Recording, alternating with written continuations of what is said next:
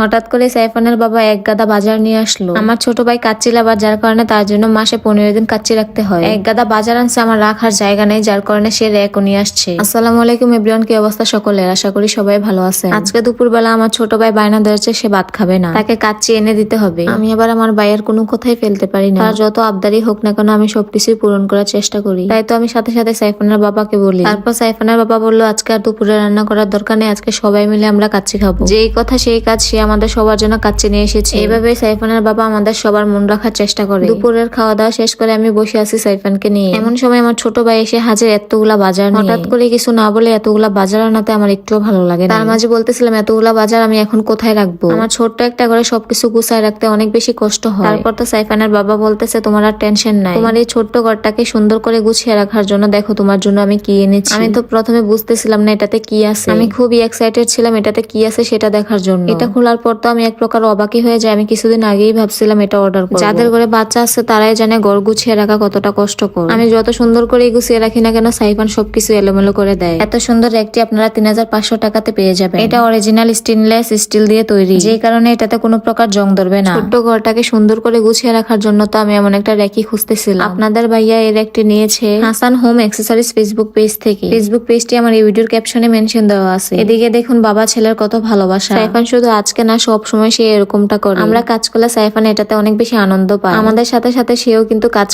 করে বলতে কাজে আরো বেশি গন্ডগোল লাগায়। আমাকে শাড়ি চুড়ি জুয়েলারি না দিয়ে যদি সংসারে কোনো কিছু গিফট করে সেটাতে আমি অনেক বেশি খুশি হই। আর আমার এই দুর্বলতাটাকে সাইফানের বাবা সবসময় কাজে লাগায়। র্যাকটাকে আমি সুন্দর করে পরিষ্কার করে নিয়েছি। এটাতে মোট 5টা তাক আছে। আমি তো প্রথমে খুলে খুলে দেখতেছিলাম কোনটাতে কি রাখবো। সাইফানের বাবা তো আজকে এমনিতে অনেকগুলা বাজার করেছে, সেগুলোই আজকে আমি এখানে গুছিয়ে রাখবো। একদম নিচেরটাতে আমি আলু রেখেছি, তারপরেরটাই আমি সবজিগুলো রাখতেছি।